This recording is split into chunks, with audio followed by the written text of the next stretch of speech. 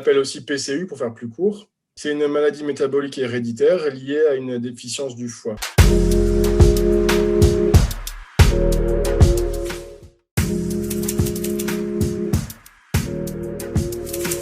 Les Feux Follets, c'est une association de parents et d'enfants et d'adultes atteints de maladies métaboliques héréditaires. Et la maladie la plus représentée est la phénylcétonurie. Elle a été créée en 1995, donc c'est une association qui a de la bouteille aussi. J'y suis rentrée en 2015. 2015, ma fille avait 3 ans et je galérais avec les produits hypoprotidiques, justement. J'arrivais pas à les cuisiner, c'était l'enfer. Donc, à savoir que l'association nous avait été présentée à la naissance de notre fille. En plus, on avait eu un contact d'une jeune PCU à qui j'avais envoyé un message et le message était revenu tellement lumineux et que c'était une chance d'être PCU que je n'étais pas allée vers l'association, j'en avais pas eu besoin. Donc, j'y ai été frappée à cette porte quand j'ai eu des grosses difficultés à cuisiner les produits hypo. J'ai été au congrès national qui se tient une fois par an pour aller rencontrer d'autres personnes et échanger avec ces produits hypoprotidiques.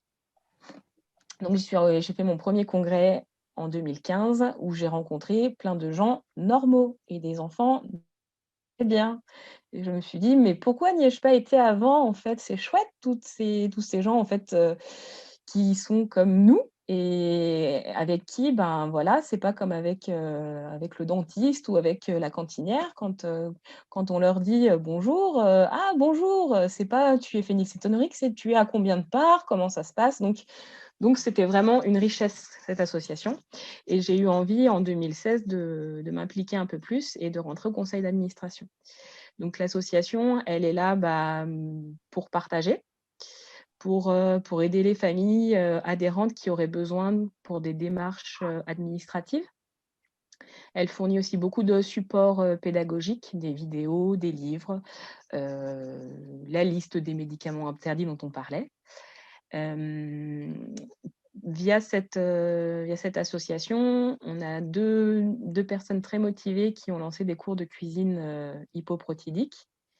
Donc, j'ai voulu intégrer ce projet parce que voilà, l'alimentation, le partage de recettes et de trucs et astuces était important pour moi. Voilà, qu'est-ce que ça fait d'autre de plus, l'association? On organise des ateliers cuisine en région. On est vraiment donc dans le partage. Alors, c'est très à la mode en ce moment, mais l'éducation thérapeutique du patient, c'est vraiment la base, puisque c'est un régime alimentaire. On est aussi, ça se voit un petit peu moins, mais les Feux Follets œuvrent aussi au niveau des instances. Plus il y a d'adhérents dans l'association, plus les malades sont représentés et plus notre voix est importante auprès des ministères. On sait les derniers plans maladies rares qui ont été mis en place au niveau des ministères et du coup, on est là pour représenter les patients. On est là aussi pour représenter, par exemple, on parlait de l'AGEPS. Donc, l'AGEPS, on est là pour garder toutes ces références disponibles. Les références de produits hypoprotidiques qu'on a sont remboursées, on a cette chance. Donc, on est là pour veiller à tout ça, pour veiller à ce que tout se passe bien pour les malades. Et en plus du partage et des rencontres qui sont riches.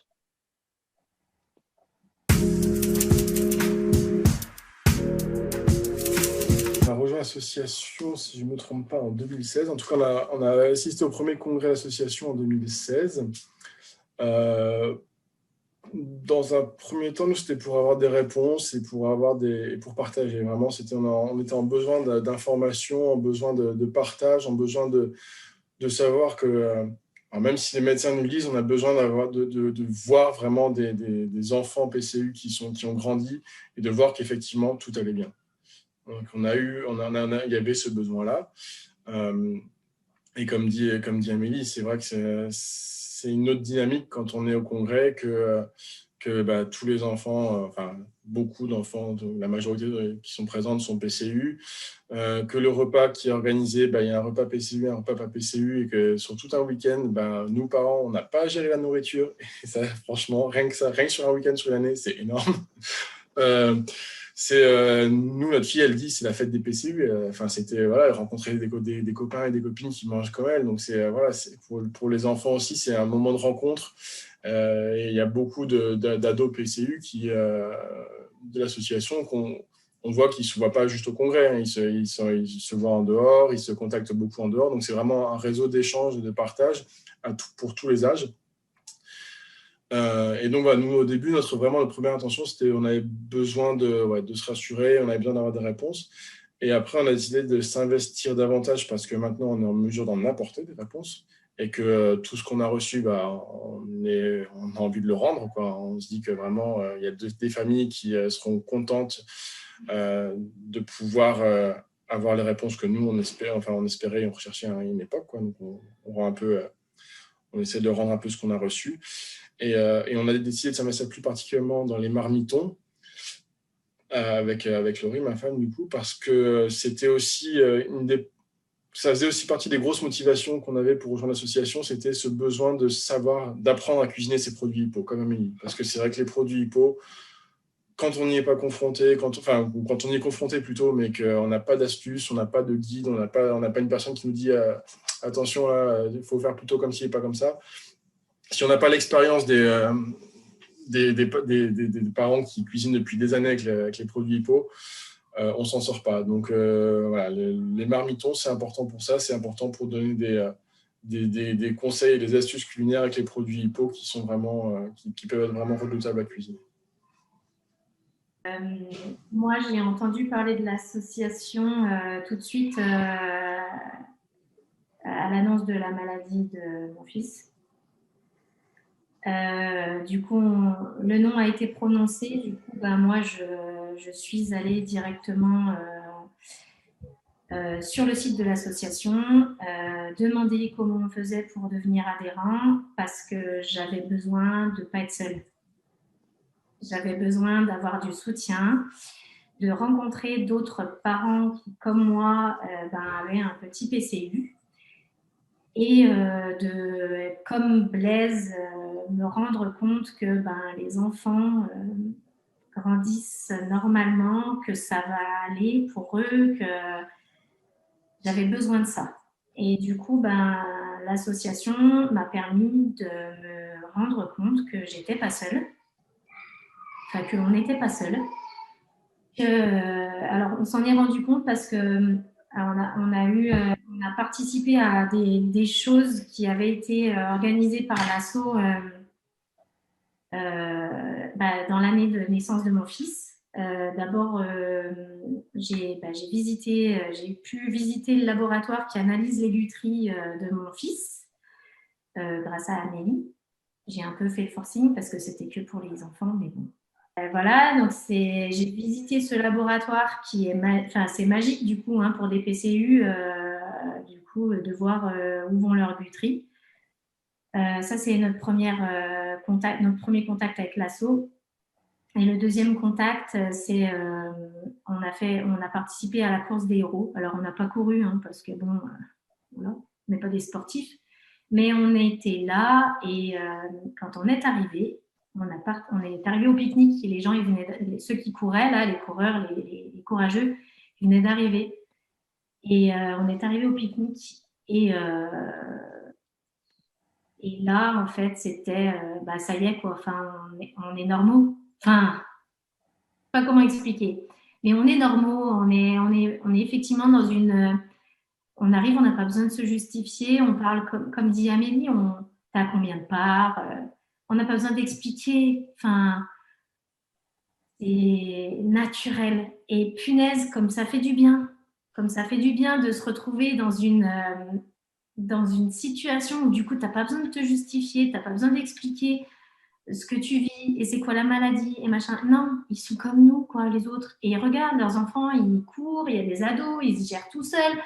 Il y avait des adolescentes qui qui nous expliquaient qu'elles finissaient leur repas par un carré de chocolat parce que du coup, comme ça, elles complétaient leur part, elles se gardaient, elles s'économisaient leur part pour finir leur repas sur un carré de chocolat. Et s'il manquait une part, elles savaient qu'un carré de chocolat, ça faisait une part.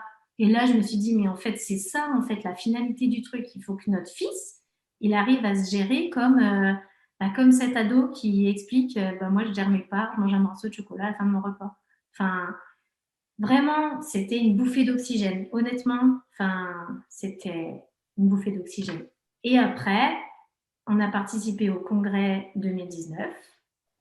Et là, alors là, c'était l'apothéose pour nous, quoi. Enfin, on était en terrain conquis, comme Blaise et Amélie l'ont dit, en fait, c'était limite nous, les pas normaux, quoi. Enfin, tous les PCU, ils étaient à l'aise, le buffet, il était free. Enfin, tout le monde pouvait servir comme il voulait.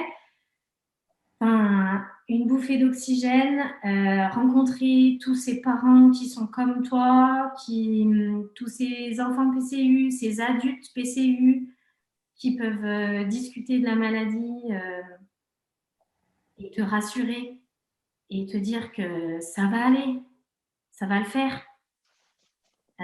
C'est vraiment génial, quoi. Et merci les Feux Follets et heureusement qu'ils existent. Et du coup, moi, c'est pour ça que j'ai décidé de m'investir dans cette association cette année, depuis octobre, parce que comme Blaise et Laurie l'ont ressenti, j'avais besoin de retransmettre tout ce que moi, on m'a donné. C'est au centuple, quoi. Enfin, voilà.